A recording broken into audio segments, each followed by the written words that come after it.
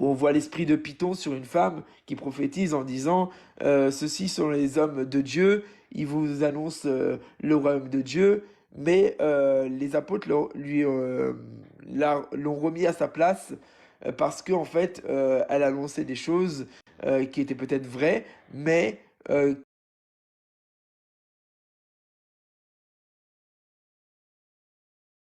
Pour ce qui est des faiseurs de miracles, on peut citer aussi quand Moïse, va voir Pharaon, euh, ils ont un échange, ils se parlent, et ils montrent certaines choses. Et Pharaon va faire appel à ses plus grands sorciers, et ils vont aussi produire des miracles devant Moïse et devant tout le monde.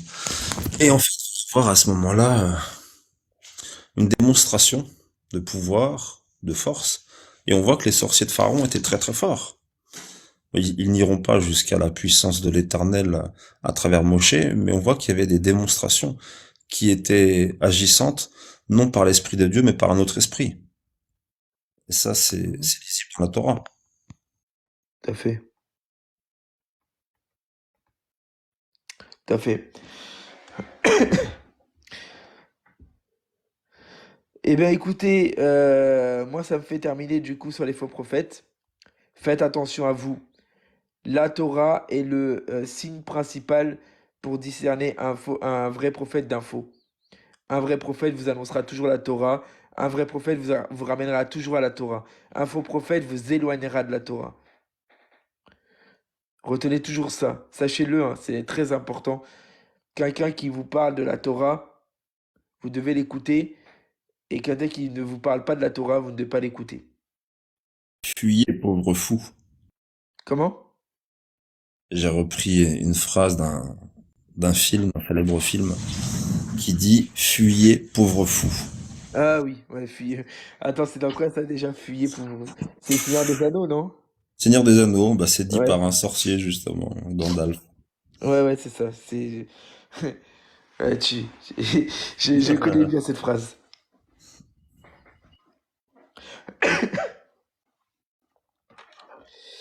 Bon bah super. Vas-y, Moshe.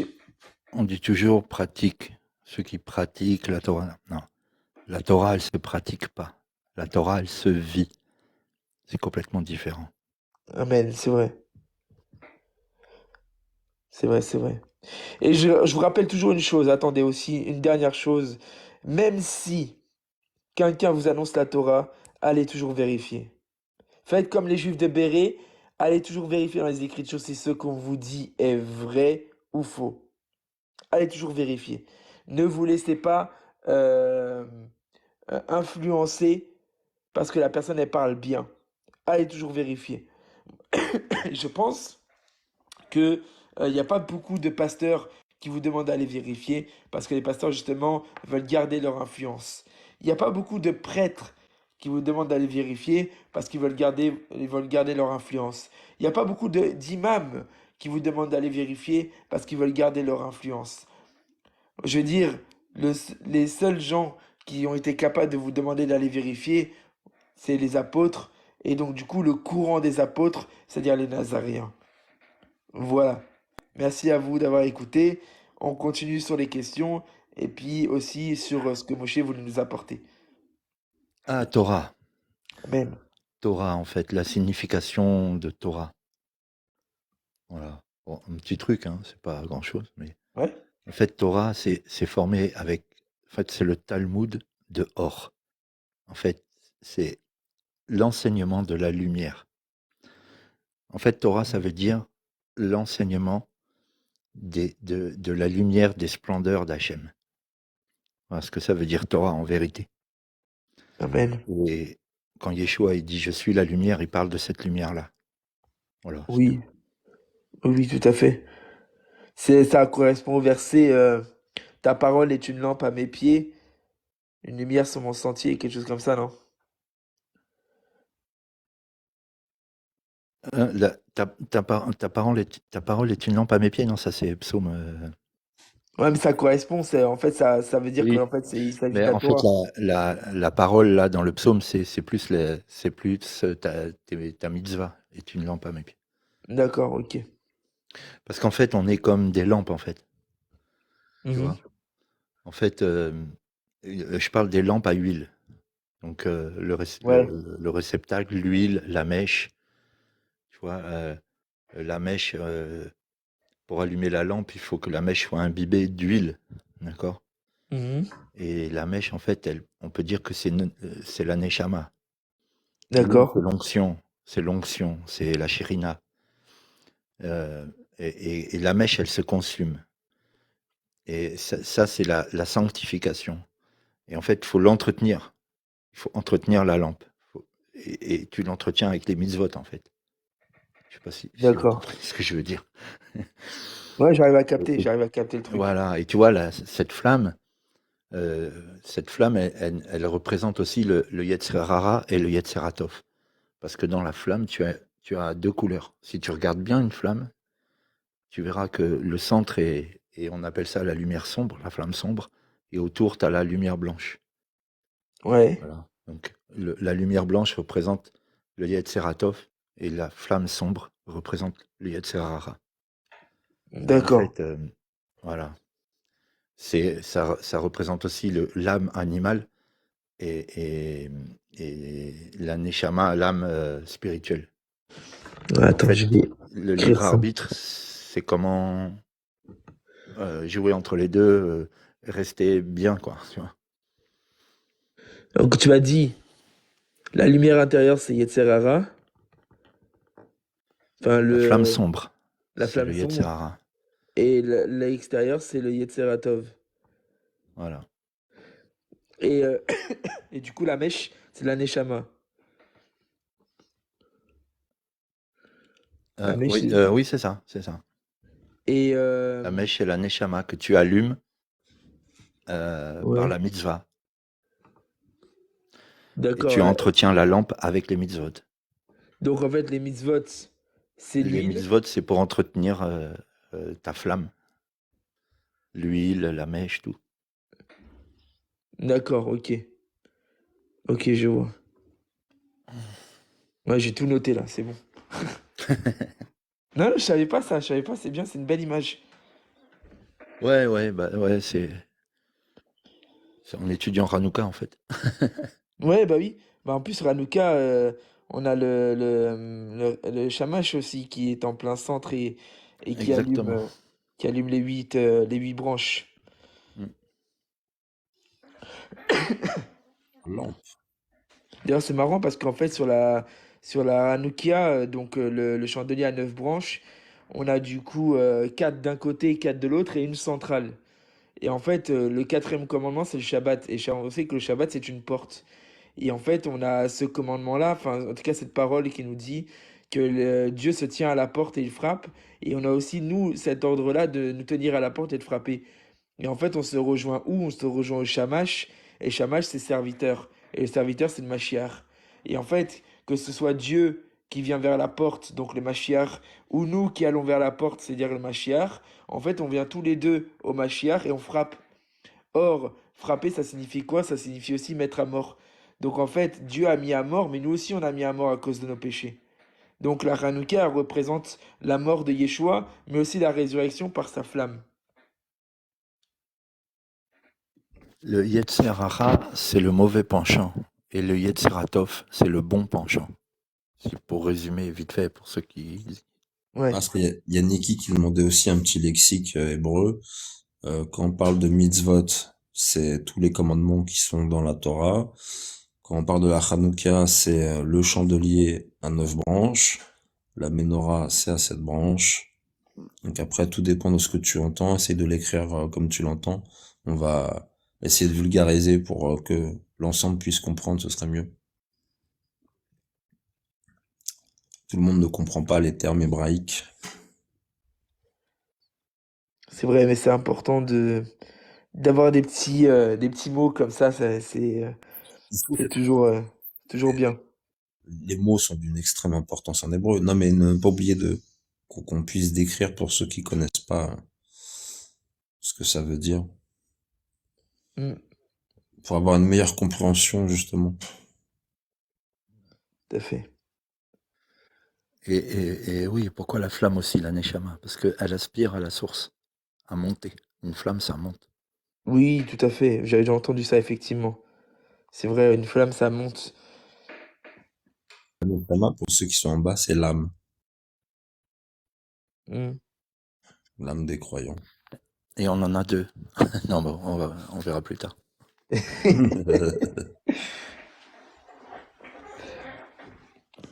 Aïe, aïe. Ah, c'est des belles choses hein, qui sont dites là ce soir. Ça fait Et plaisir. pour répondre à Gina, non, les juifs orthodoxes ne lisent pas la Brit Hadasha, le Nouveau Testament. Ils lisent le Tanakh, donc l'Ancien Testament.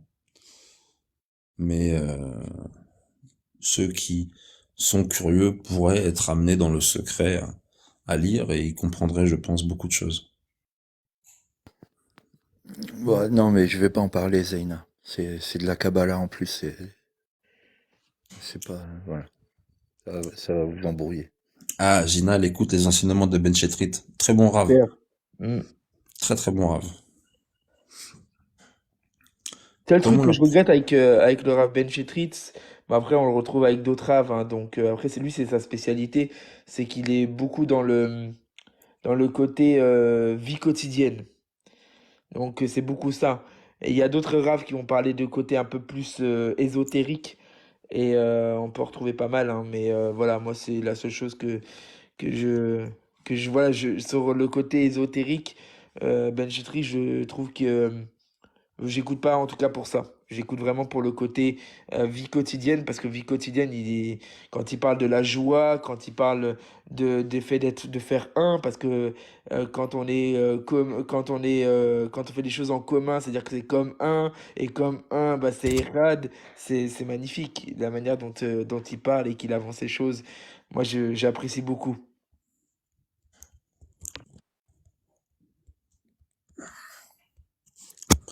Il y a...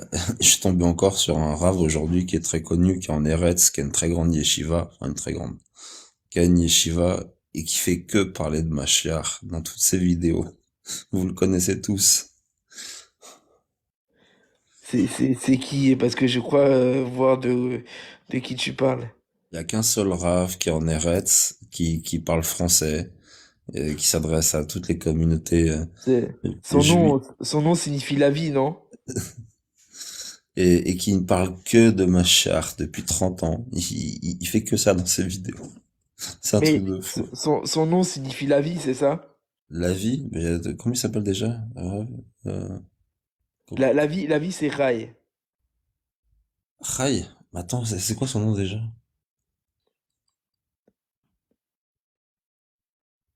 Attends, comment il s'appelle déjà? J'ai un gros trou de mémoire. Ouais, ils l'ont dit sur les commentaires. Raya, le Rav Raya. Ah, Ron Chaya, ouais. Ouais, c'est Raya, le Rav Raya, ouais. Ah bah, Ouais, il est trop fort celui-là. À part quand il parle de Yeshua, je trouve qu'il est trop marrant parce que à chaque fois, oui, c'est Mashiach, Mashiach, Mashiach, toujours. là, il vient de dire qu'il a reçu un appel d'un gars. Il paraît que ça y est, Machar s'est dévoilé à deux personnes, etc. Ouais, il parle du Yenouka en fait. Je Yenouka, ouais. crois, Et que Machiar est conscient qu'il est Machiar. hein. Ouais. Moi, franchement, sur ça, voilà. Le Yenouka, il dit des choses très pertinentes, mais il peut pas être Mashiach. Bah, il a reçu, enfin, c'est un génie de la Torah, tu vois. Ah oui, bien sûr. Il a un cerveau impressionnant. Ah oui, non, bien sûr. Bien sûr. En plus, il est jeune, je crois qu'il a une trentaine d'années, hein. Ouais, c'est ça, ouais. Il a même pas 40 ans. Ouais, c'est ça, ouais. Bah, je crois qu'il a mon âge en plus, hein. Moi j'ai 34, je crois qu'il a 34 aussi, hein. Hmm. Non, bah non, non, bah non, non, justement, non. Je crois qu'il va avoir 33 ans. Et c'est justement pour ça aussi que les chrétiens s'agitent, parce qu'on nous dit que l'anti-messie, il aura le même âge que Yeshua quand il est parti. Je crois que oui, c'est ça, il va avoir 33 ans, je crois. Non, mais il faudra poser une question à nos amis orthodoxes. Comment ils vont faire avec la prophétie de Zacharie qui dit que le Mashiach rentrera à Jérusalem sur un âne? Mhm. Bon. Parce qu'il n'y en a plus beaucoup là. J'avais écouté un enseignement justement je sais plus qui c'est, un enseignement, un témoignage de d'un juif orthodoxe qui posait des questions à son rave justement. Et donc le rave avait pris le mot de Anne en hébreu et en Mhm. fait, il avait inversé les lettres. Et en inversant les lettres, ça voulait dire les matériaux en fait. Et il est parti loin. Il a dit, mais tu vois, aujourd'hui on a des matériaux qui permettent de nous déplacer, comme à l'époque les ânes. Aujourd'hui c'est en avion, en voiture, et le machar il utilisera un de ses moyens de locomotion. D'accord. Et donc le juif orthodoxe en question, il a jamais cru, il a jamais rien compris à cette explication. Et une dizaine d'années plus tard, il s'était un petit peu détourné de la foi, tu vois, il s'était un petit peu éloigné de tout ça. Et puis il était Mhm. revenu progressivement à la foi. Et un jour, il a témoigné que quelqu'un lui avait tendu un livre dans une rue. Il avait pris le bouquin sans faire attention. Il s'était retourné, la personne n'était plus là. Bon, il est arrivé à son bureau, il l'a ouvert, c'était l'évangile de Matthieu en hébreu. D'accord. Et en fait, par curiosité, il l'a lu parce qu'on le lui avait donné. Et quand il a lu que Rabbi Ameller était sur son âne en rentrant à Jérusalem, bah, ça lui a rappelé son souvenir 10 ans auparavant, quand il avait demandé à son ancien rave si Mashiach devait arriver sur un âne. Et depuis ce jour-là, bah, il a accepté Yeshua comme Mashiach. C'est magnifique, non? Mhm. Eh ben, Belle histoire. ah oui, c'est une belle histoire, ouais. Il y a Portier du royaume des cieux qui dit, si les faux prophètes sont des loups, alors comment sont leurs disciples? Des moutons. Oui, c'est ça. Femme C'est du, pas des loups non plus. Mais ils sont le appelés à Sud qui devenir des loups demandait, aussi, mais les femmes du Sud qui demandaient comment devenir nazaréenne. bah écoute, un nazaréen, c'est quoi? Il faut se poser la question. Un nazaréen, c'est deux choses. C'est croire en Yeshua et observer les mitzvot de la Torah, observer les commandements de la Torah.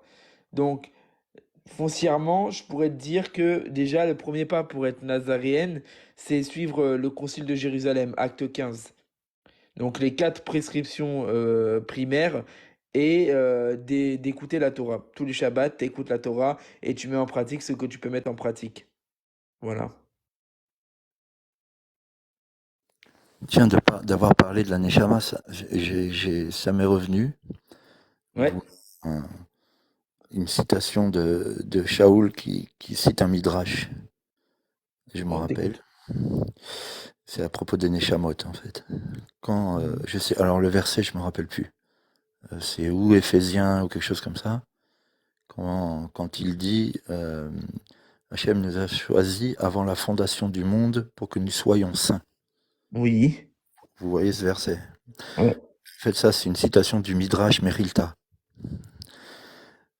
C'est dans le Midrash Merilta où c'est marqué ça, parce qu'il fait référence en fait au fait que Hachem a créé toutes les Neshamot de Ham Israël avant la création. Mhm. C'est à ça qu'il fait référence. D'accord. Eh ben, comme quoi le Rav Shaoul, il est pas, il dit rien de nouveau quoi. Il dit Non, vraiment rien de nouveau. c'est que des Midrash, des Mishnayot, c'est tout ça. Mm. Et ça, s'il y a que quelqu'un qui a étudié qui peut te le dire et te montrer le lien, quoi, tu vois. Ouais, ouais.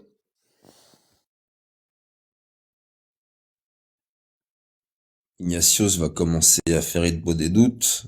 Il a découvert ça avec Rabbi Nachman. Et c'est Mhm. ce qu'il fait hein, quand il est avec les apôtres et qui dit veillez ici et qui part un peu plus loin dans la nature tout seul et qui va prier le Père. C'est ce qu'il fait hein, quand il s'adresse à lui. Tout à fait.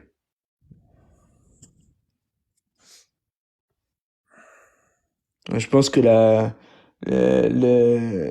chose la plus importante, bon, il y a Hitbo des doutes bien sûr, mais s'il y a un truc important pour moi aujourd'hui que je vois et que je veux vraiment faire vraiment de manière constante, c'est aussi le Tikkun HaKlali. C'est vraiment une prière qui vraiment qui est enrichissante et qui bénit l'âme. Franchement, je l'ai fait quelques fois Maintenant, heureusement, il y a le Yetzer Hara qui travaille aussi, donc c'est pas facile. Mais les fois où je l'ai faites, franchement, j'ai ressenti des bienfaits de fou. C'est que si ça te fait du bien, c'est que ça te répare. Bien sûr, mais c'est l'objectif du Tikkun Aklali, justement. Parce que Tikkun veut dire réparation. Réparer, ouais. Mm. D'ailleurs, il y a Ignatius là qui en parle, il a fait le tikkun, c'est assez long. Faut minimum 40 minutes. Il faut appuyer sur chaque mot, c'est important. Quand je l'avais fait avec madame, euh, elle m'écoutait, je faisais le tikkun, et elle Mhm. s'est endormie, mais apaisée, mais un truc de fou. J'ai lu le tikkun, j'en pouvais plus, j'étais au bout de ma vie. Et je me sentais Ouais. comme un légume. J'étais m'allonger, comme ça, en plein cœur de l'après-midi, j'étais bien, hein. J'ai dormi comme un bébé, je me sentais tellement bien après. Et même Bah oui. dans ta tête, tu te sens apaisé. Ça Mm. fait un bien fou. Donc il faudrait dire euh, justement à ceux qui sont en bas, euh, si Colombe aussi peut l'écrire par exemple, les psaumes du Tikkun Aklali, Ouais, il y en a plusieurs, ouais, effectivement. les 10 psaumes, les 10 Willy, mélodies. Tu le trouves facilement sur Google, hein. ouais, c'est vrai. Juste, Willy, je peux pas répondre à ça. C'est quelque chose du domaine de Apocalypse et c'est pas un sujet que j'ai étudié énormément. Surtout que là, tu me demandes qui est le faux prophète.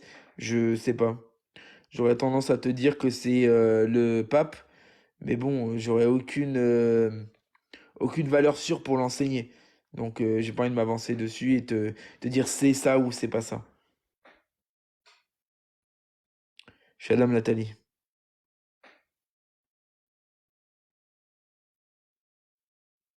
Ben, on a le. Alors, attends, j'ai pas vu le nom. Les prières qui vont avec le tikkun, oui, bien sûr. On a le livre.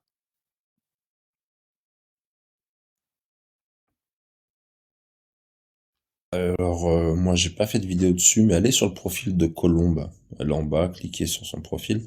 Elle a fait une vidéo sur le Tikkun Aklali où elle écrit justement les 10 psaumes qui sont à suivre, qui sont à lire. Dans l'ordre, bien entendu. Amen. Mais il a raison, aussi, il y a des prières avant. Bien Euh, sûr. Enfin, il y a des. Voilà.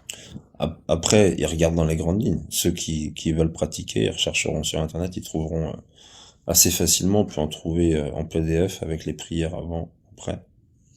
Mhm. Même sur le site Breslev. Ouais.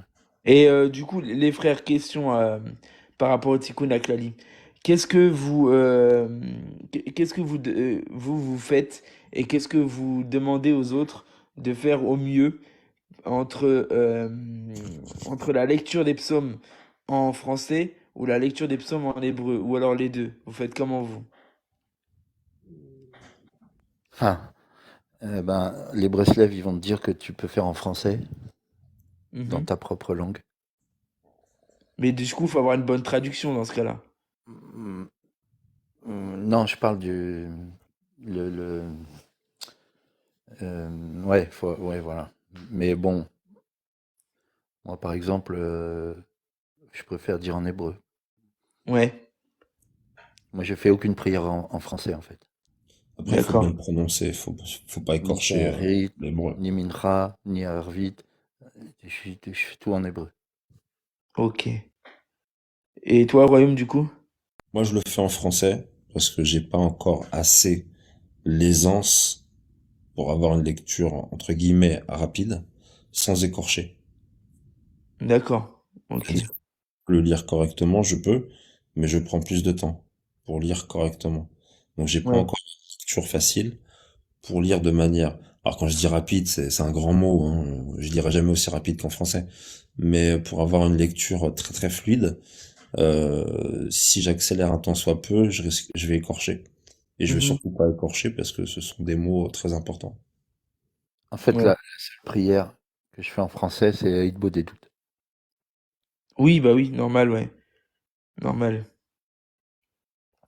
Moi, généralement, je le fais en hébreu parce que ça va, j'ai une assez bonne aisance en hébreu. Mais quand je suis avec ma femme, par exemple, quand on le fait ensemble, je fais soit je fais en hébreu et après je fais en français. Donc genre je prends un psaume, je fais hébreu français et après je passe à l'autre psaume. Soit je fais tout en français quand je suis avec ma femme. Ah bah moi, moi avec mes enfants, je fais les deux. Hébreu, français. Ouais, Seul, je fais que hébreu. Ouais. C'est vrai, ouais, ça dépend après, seul ou pas seul. ouais, bah oui, oui. Mais bon, Voilà, là, on moi parlait aussi. du Tikkun HaKlali, donc bon. Et du coup, tu fais Tikkun HaKlali aussi avec tes enfants? Non, non, non, non, non, non. Non, juste les prières, les prières Et classiques. comme dirait le Rav Ifra, c'est à Ratzot que tu le fais, ou c'est le mieux de le faire. Donc, ils dorment Ouais, déjà bah depuis oui. longtemps. Oui, oui. Oui, donc déjà, ouais. Logique. Logique. Tu peux donner une heure à peu près pour le tikkun? Tikkun Ratzot? Ouais. Je crois 2 heures, 3 heures du matin.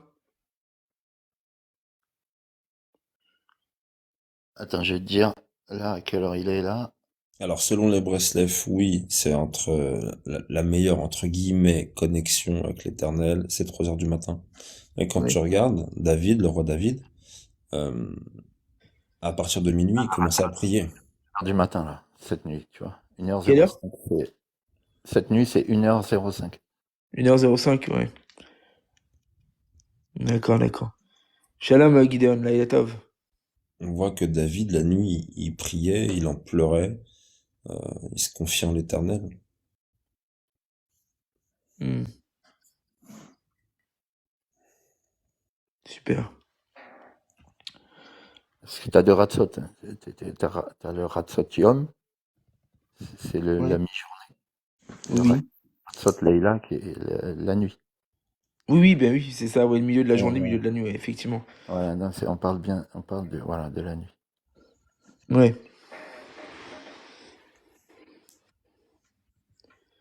Nikki qui dit c'est aussi l'heure où les démons attaquent davantage. Sûrement pas un hasard. Oui, oui, tout à fait. C'est là où le Yetzer Hara est le plus puissant. Euh, donc du coup, c'est vrai que les tikkuns à ce moment-là, les tikkunim sont vraiment des, des, des puissances à ces heures-là parce que tu mets de côté ton Yetzer Hara pour prier.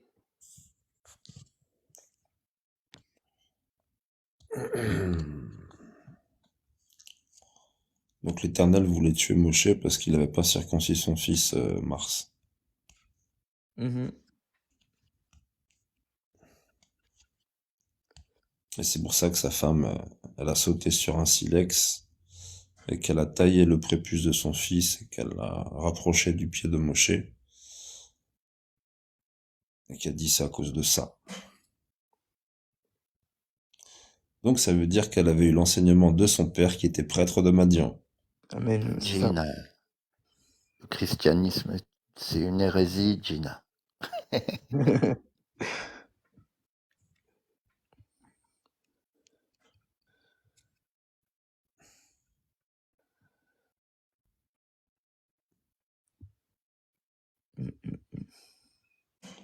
Pourquoi Dieu n'a pas seulement parlé à Moïse, mais il a parlé à plein de personnes, Dieu. Non, je pense qu'il te pose la question surtout par rapport au fait que il n'a pas circoncis son fils. Donc pourquoi est-ce qu'il n'a pas demandé directement à Moïse de circoncire son fils? Il le savait, il était pressé de... Parce qu'en fait, il était pressé de réaliser ce que l'Éternel lui a demandé de rejoindre l'Égypte Mhm. pour aller délivrer son peuple. Donc c'est une omission en fait. La prière des 4 archanges dans la Kabbalah, je connais pas Ignatius. Moi, je vais vous laisser. Demain, pour moi, c'est lundi. Je travaille. Oui. Très bien. Harry, je te vois pas à la messe. Qu'est-ce qui se passe? L'Eucharistie? Donc voilà. Laïla Tov à Parfait, Moshe. tous. Allez, Parfait, Laïla Laïlatov. Tov. Soyez bénis. Beshem Yeshua. Bon courage, Amen. À Harry. bientôt. Sois béni. Amen, amen. Allez. Bisous à la famille. Shalom à Toda. tous. Razak. Shalom, shalom. Shalom.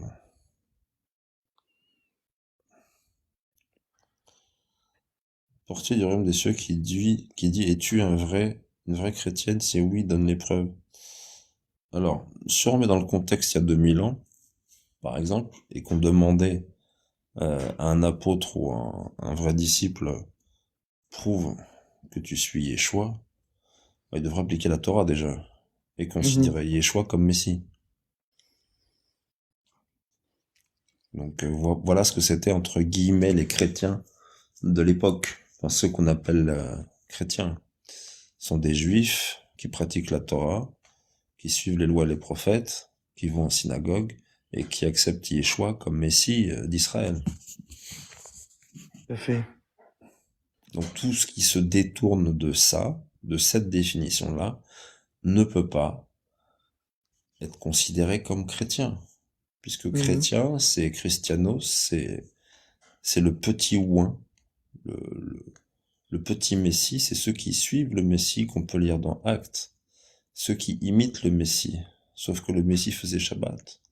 Le Messie portait son talit pour prier. Le Messie faisait la cacheroute. Le Messie participait à cette fête de l'Éternel à Jérusalem. Le Messie pratiquait la Torah, etc., etc. Donc, si on veut se considérer comme disciple du Messie, ben, il faut pouvoir suivre son enseignement, il faut pouvoir l'imiter, être dans ses voies. Tout à fait. Ça, c'est la véritable définition d'époque. Aujourd'hui, les définitions ont changé avec, avec l'Église, on dirait. Enfin, l'Église, tu m'as compris. Les fausses Amen. églises.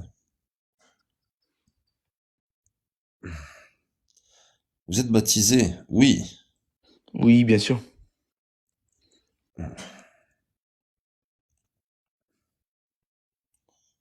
Il y en a qui parlent de traite négrière en Égypte. Il y en a, ils Mhm. viennent ici, et je comprends pourquoi.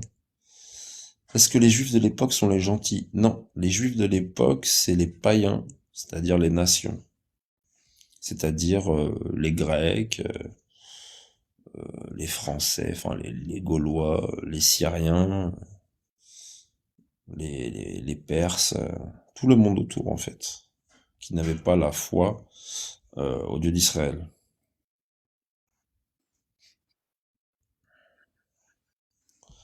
Chrétien, c'est le terme donné par les païens sur la base des actes. Exactement.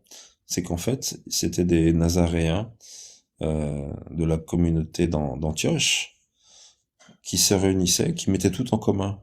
Puisqu'on voit à un moment donné Pierre qui reçoit des personnes qui veulent rejoindre la communauté, puis ils vendent toutes leurs possessions pour mettre tout en commun et vivre ensemble, pour suivre les enseignements, pratiquer les enseignements et prêcher le royaume de Dieu, prêcher que Yeshua est le Messie. Et en fait, bah, les gens autour se moquaient d'eux. Ils rigolaient. Ah, regardez, ils imitent leur oint, celui qui a été oint, ils imitent leur Messie. Donc ils leur ont donné un surnom, un sobriquet, c'est-à-dire un nom pour se moquer. Donc Christianos, le petit oint, quoi. Donc c'est une petite insulte païenne.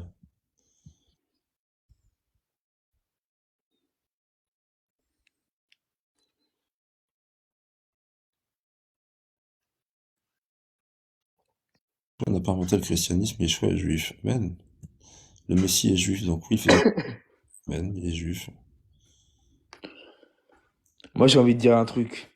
Ah, Ouais, t'inquiète. ah, Vous savez, cette nuit-là est particulière, est-ce que vous le savez ou pas? Est-ce que vous êtes au courant que cette nuit est une nuit particulière? c'est la pleine lune, il y a des loups-garous. Il y a surtout des loups déguisés en brebis. Ah, Non, mais est-ce que cette nuit pour vous, enfin, est-ce que quand je vous dis que cette nuit est particulière, est-ce que vous comprenez ce que je veux dire ou pas? va dans le fond des choses, Achri. Ok. Vous savez, on nous dit Yeshua est mort et il est ressuscité 3 jours et 3 nuits après. Il est resté dans le tombeau 3 jours et 3 nuits. Et au bout des 3 jours et 3 nuits, il est ressuscité. Et bien en fait, si on fait le compte sincère, Yeshua est ressuscité à la Havdalah de Shabbat, c'est-à-dire à la fin du Shabbat. Ah, Voilà, c'était important de dire ça. Pourquoi? On entend beaucoup de chrétiens dire que Yeshua est mort un vendredi, du coup avant le Shabbat, et qu'il est ressuscité un dimanche. Alors en fait, c'est pas exactement ça. Parce que déjà, premièrement, déjà entre vendredi après-midi et dimanche, il n'y a pas 3 jours et 3 nuits. Déjà, ça c'est une chose. Mais la seconde chose, c'est que il y a une particularité lors de la Havdalah. Il y a une particularité lors de l'Havdalah. Alors l'Havdalah, c'est quoi? C'est le moment en fait où on passe du Shabbat à des jours profanes, c'est-à-dire à des jours des jours classiques, des jours où on peut continuer à travailler, etc., etc. Donc Yeshua est mort un mercredi. Il est mort un mercredi. Donc si on commence du mercredi et qu'on commence mercredi soir, je te coupe, jeudi Harry. journée, jeudi Harry, soir, vendredi journée, vendredi soir, Il m'entend samedi pas. journée, donc on a 3 jours et 3 nuits. Et du coup, Yeshua serait ressuscité un, euh, une Havdalah de Shabbat. Et on le sait pourquoi, parce que lorsqu'on regarde les évangiles, Myriam, alors pas Myriam la mère de Yeshua, mais Marie Madeleine, est allée au tombeau et il faisait encore nuit. Et elle y est allée le premier jour. Elle est allée le premier jour au tombeau. Or, quel était le premier jour? Quel était le jour de la résurrection? Le dimanche, entre guillemets. Donc le dimanche est le premier jour. Déjà, ça valide que le Shabbat, c'est le samedi, puisque le Shabbat, c'est le septième jour. Et on sait que lors de la Havdalah, on est en train de séparer ce qu'on appelle le sacré du profane. Donc, Yeshua avait terminé son œuvre et est monté auprès de son Père. Donc ce qui était sacré est passé au profane. Donc l'esprit de Yeshua est remonté auprès de son Père pour laisser le monde entre les mains de ses disciples. Donc les 3 jours et 3 nuits concluent exactement à l'Havdalah de Shabbat. Donc à ce moment précis où les Juifs prient et remercient le Seigneur pour le Shabbat et demandent à ce que on tienne en vie jusqu'au Shabbat prochain. Et Shabbat prochain, on sait que dans la pensée un peu ésotérique, le Shabbat prochain, c'est surtout ce qu'on appelle le millénium, le Shabbat millénaire. Donc, Yeshua est vraiment, il y a une particularité vraiment sur ça, c'est que il y a cette nuit, à chaque fin de Shabbat, nous on célèbre aussi la résurrection d'Yeshua d'une certaine manière par le fait qu'on prie à nouveau et qu'on termine ce Shabbat pour entrer dans les jours profanes et en attendant le Shabbat millénaire, Bezrat Hashem. Donc voilà une raison de plus de faire Shabbat. Si ça peut vous inciter, on sait jamais. Et j'ai pas entendu le tout début. Est-ce que tu as expliqué pourquoi c'était un mercredi? Oui, oui, ben oui, j'ai expliqué pourquoi c'est un mercredi. C'est toujours D'accord. un mercredi. Pessah tombe toujours un mercredi parce que la réalité c'est quoi? C'est que après la nuit de Pâques, il y a ce qu'on appelle un Shabbat. En fait, dans la semaine de Pâques, il y a 2 Shabbats. Dire que beaucoup pensent que quand on dit que Yeshua est mort avant le Shabbat, ça veut dire qu'en fait on parle du vendredi. Sauf qu'en fait les gens ne connaissent pas les traditions juives, ne connaissent pas la Torah, et c'est pour ça qu'ils se permettent de dire des énormités pareilles. Parce qu'en réalité, la semaine de Pessah, on a 2 Shabbats, et on a le Shabbat qui appelle le Shabbat Gadol, qui se trouve au lendemain de la fête de Pâques, et on a le Shabbat hebdomadaire, qui est le Shabbat du vendredi. Et donc, du coup, Yeshua est mort avant le Shabbat, le Shabbat Gadol, donc le Shabbat de Pessah, et il est ressuscité après le Shabbat hebdomadaire. Donc, dans la semaine de la mort et la résurrection de Yeshua, nous avons 2 Shabbatot, le Shabbat de Pessah et le Shabbat hebdomadaire. Et c'est marrant qu'un événement, c'est-à-dire la mort, arrive au Shabbat de Pessah, Et la résurrection arrive après le Shabbat hebdomadaire. Donc à la fin des jours. Voilà.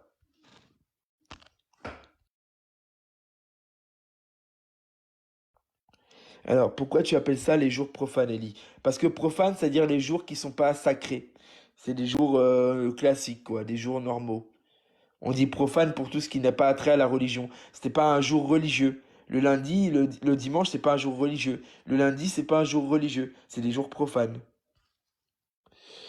Tu penses quoi de l'utilisation du téléphone pendant Shabbat? Eh ben, je pense que tant qu'elle est faite pour faire du bien, je pense qu'elle est autorisée. Parce qu'il n'est pas interdit de faire du bien le jour de Shabbat. Moi, ça m'est arrivé de faire des cours, des enseignements pendant le Shabbat, avec mon téléphone en live sur TikTok.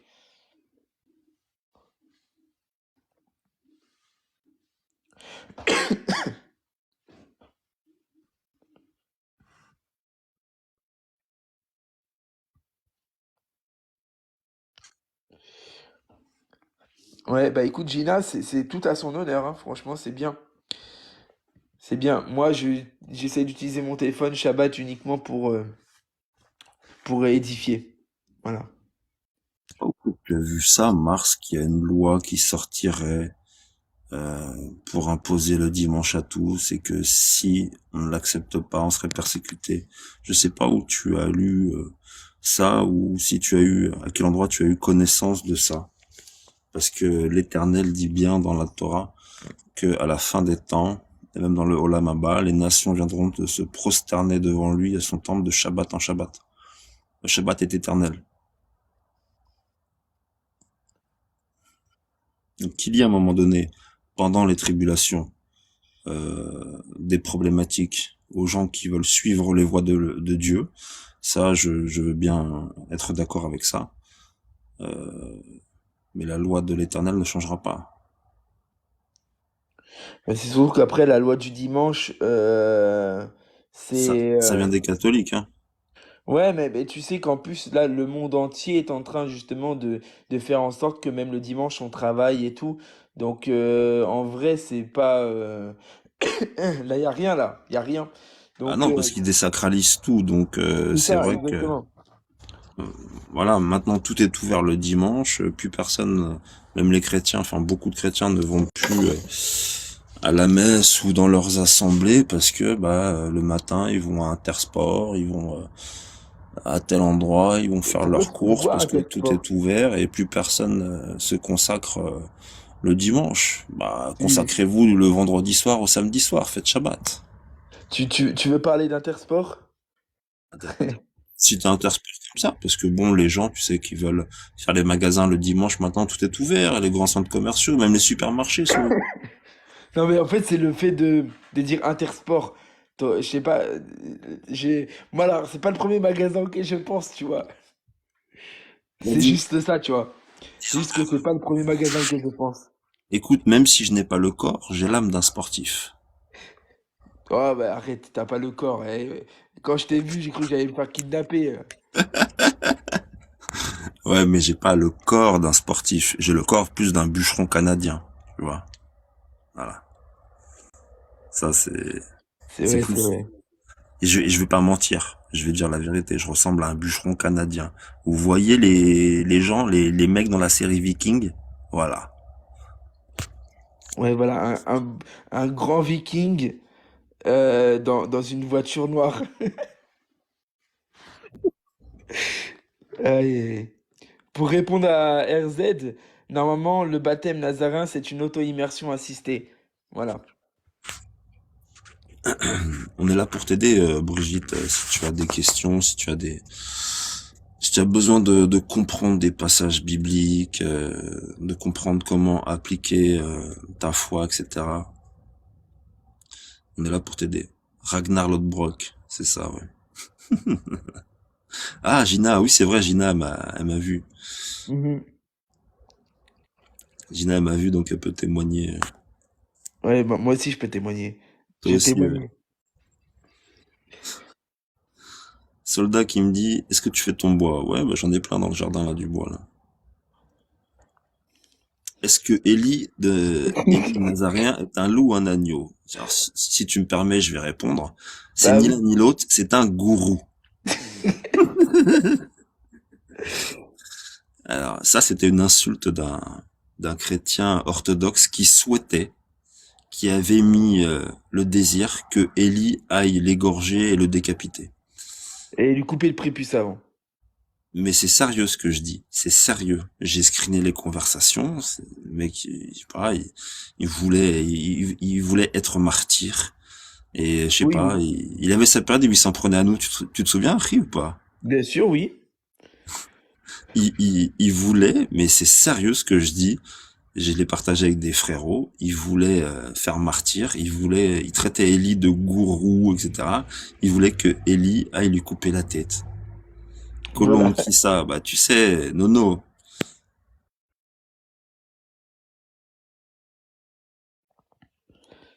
Portier. Après, moi, je couperais la tête à personne, hein. T'as vu mon corps.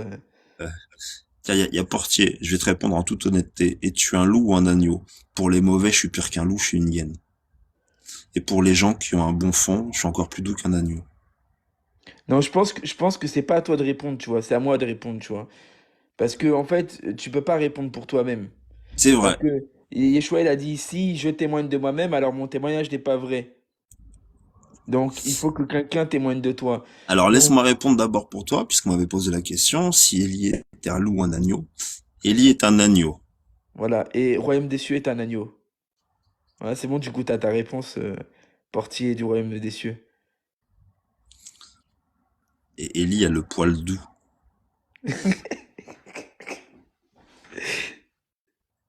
Voilà. Hey.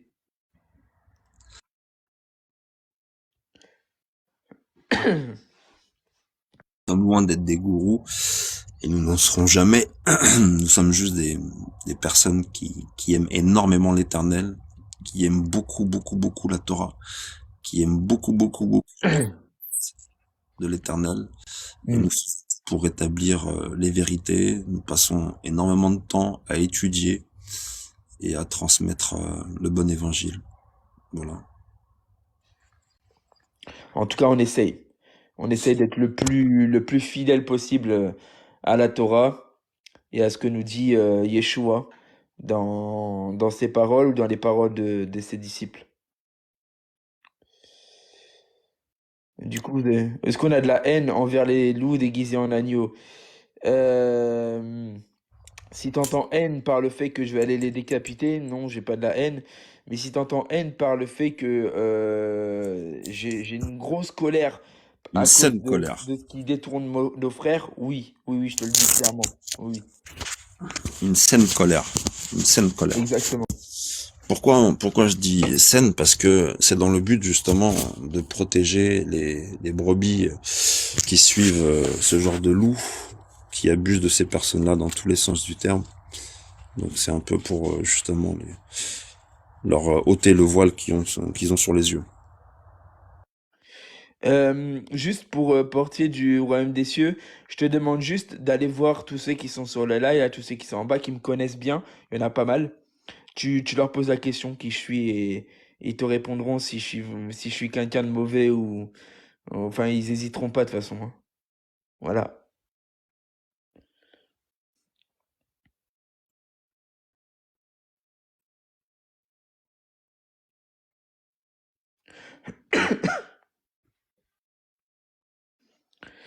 Colère sainte comme Yeshua face aux marchands du temple. C'est exactement ça.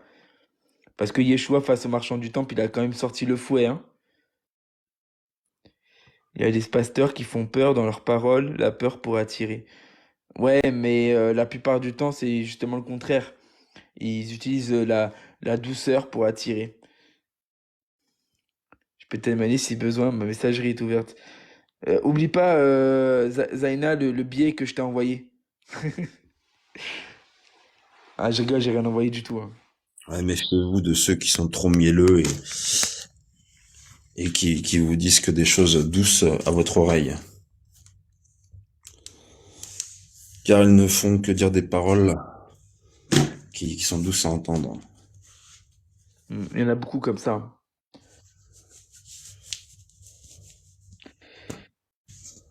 Bon, eh bien, si vous avez des questions encore, allez-y. Rome, si tu veux aborder un point, il n'y a pas de souci aussi. Ah, comment ne pas étouffer dans un feu de cheminée? Ah, bah écoute, attends, je cherche dans la Torah, attends.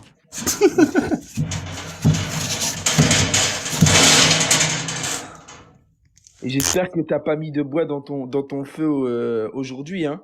C'est interdit, Shabbat, hein. Ah oui, c'est interdit. Bah après, t'as froid, hein. Ah, donc Ah bah, tu non, fais comme les juifs polonais il y a 100 ans.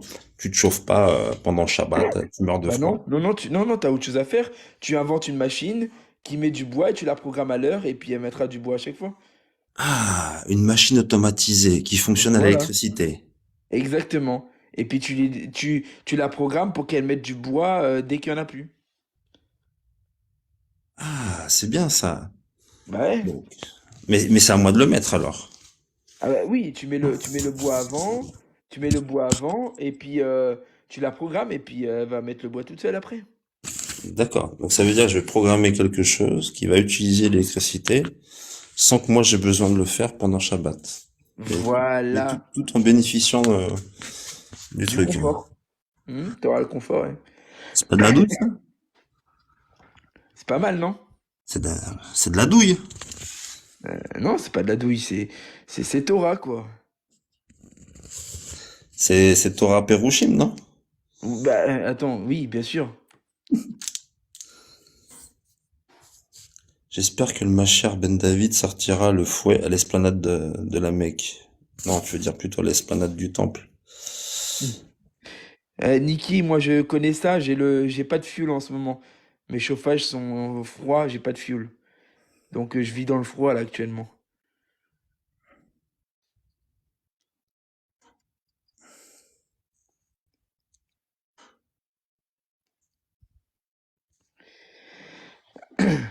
C'est vrai qu'il y a des travaux qui sont interdits pendant Shabbat et après, encore une fois, faut aussi la bonne compréhension, la bonne interprétation. Mhm.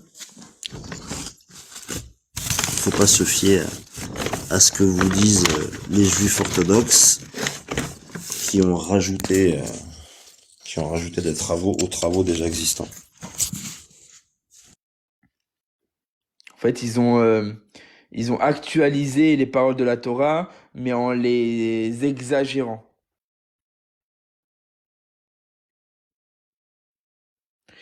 Oui, t'entends ma voix du coup, Zaina, tu entends, je vis très très bien le froid. Je vis très bien le froid. Franchement, c'est au top, mais voilà, je suis un peu malade, mais ça va aller. Ça va aller. Y a pas de souci. Ah, bien te réchauffer au coin du poêle. Mais de poils de quoi? Moi, j'ai pas de poils. Moi, j'ai juste un chauffage soufflant là, les chauffages soufflants électriques là. Mais j'ai un poêle à bois chez moi. Mais donne-le-moi.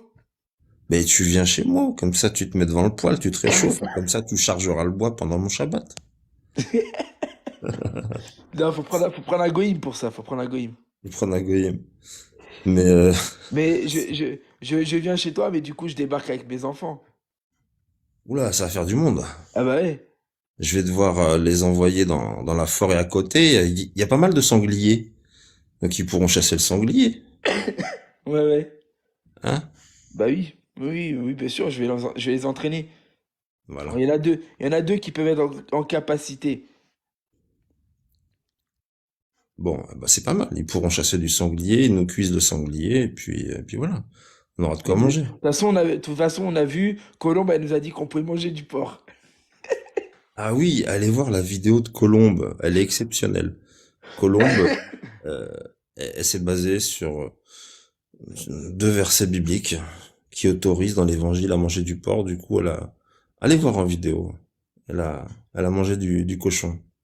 Ouais, moi j'ai écouté Colombe et depuis, ben, j'ai acheté du cochon. Ah, Ouais, et puis, bon, j'en ai pas encore mangé, mais je dirais à l'Éternel, je dirais c'est de la faute de Colombe.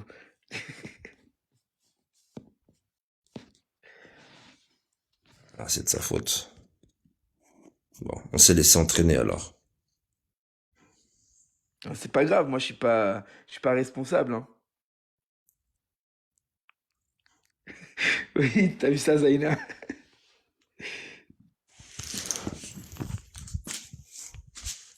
Donc, pour s'asseoir. Merci, Nat. Merci d'avoir été présente. Que Dieu te bénisse.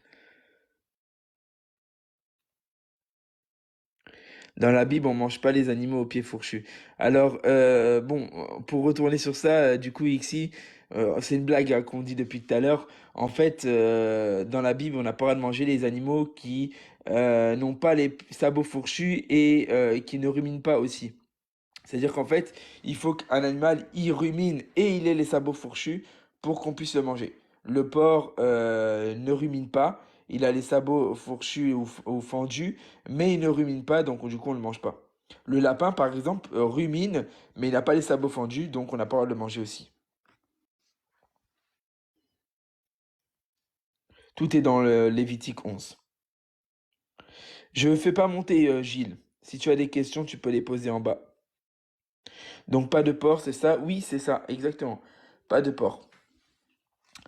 Pas de porc, pas de lapin, par exemple.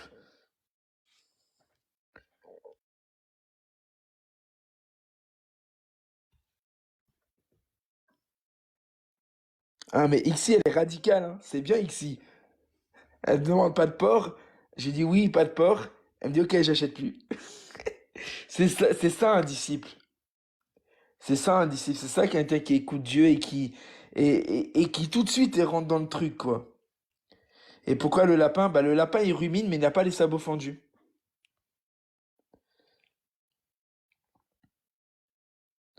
Ni poisson, ni fruits de mer. Oui, les poissons, oui, mais les fruits de mer, non. Le cochon, le lapin, j'ai failli vomir. Toute première fois, ça se ressent que ça se mange pas. D'accord, ok. Moi, je mangeais beaucoup de lapin quand j'étais musulman. J'ai acheté depuis, je suis deg. Ah ouais, bah oui, j'imagine bien. Est-ce qu'on peut manger des fruits de mer? Non, les fruits de mer sont interdits. Faut qu'elle soit convaincue car la chair se venge. C'est vrai, mais cette manière de faire, de dire, ok, Dieu a dit, donc je fais, bah c'est quand même quelque chose de fort, ça s'appelle la foi.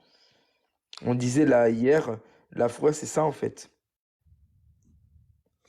Et Ignatios, alors les Lubavitch disent ça, mais il n'y a pas consensus pour le Olam Abba sur le porc. Il y en a qui disent que le porc ne sera plus impur, mais on ne le consommera pas. Il y en a qui disent que le porc ne sera plus impur et on pourra le consommer. D'autres disent que c'est un poisson qui aura le goût du porc, mais on pourra manger ce poisson, mais on pourra pas manger le porc.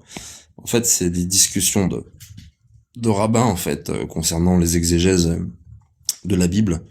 Donc il y a pas de consensus aujourd'hui sur ça. Je vais juste répondre à une question. On m'a posé la question Jésus, c'est qui pour toi? Alors, déjà, Jésus, pour moi, c'est personne. Par contre, Yeshua, je vais te répondre de la même manière que l'apôtre Pierre. Tu es le Christ, le Fils de Dieu vivant. Voilà, pour moi, c'est ça. Yeshua, il est le Christ, le Fils du Dieu vivant.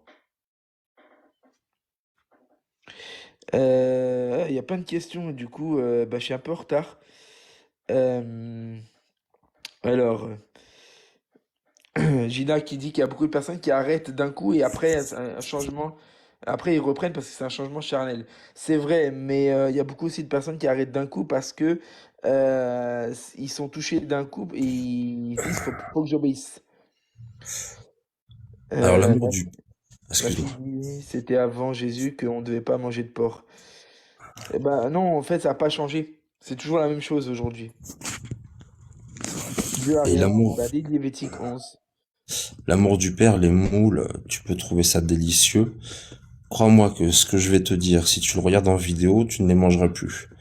En fait, ils ont fait la démonstration, ils ont mis des moules dans un très grand récipient euh, transparent, et donc ils mettent de l'eau souillée dedans.